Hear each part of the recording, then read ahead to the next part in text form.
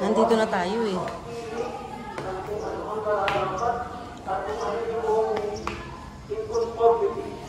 Sa kalooban ng Diyos. Yun po natin patutuhan ang silid na ito ng pinangako ng ating Panginoon. At ang ikatatlo ay ating pamamanaan kung papaano natin matutuhan ito. Sit down here. Dito ka sa gitna. Ayoko. Sit down ka dyan. Takot. Ang katotohanan at ang buhay. Walang makapupunta sa Takot eh.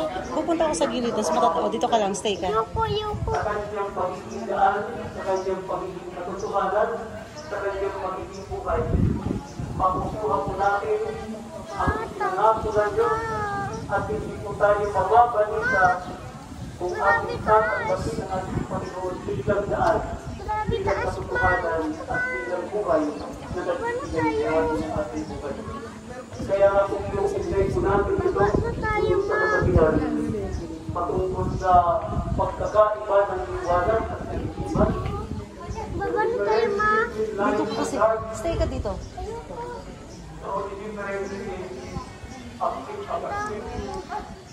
Kung saan sabi mo nga the question is sana hindi natin ang liwanag hindi yung kaliliman sa pamamagitan ng pang-araw-araw na pagkakas natin Hindi, nandyan sila, Jack, oh. na pagkagayan ng Diyos kagaya ng nagkaalangalan ipiliti na kilalanin ang ating Panginoon bilang isang Diyos ang kanyang Ama.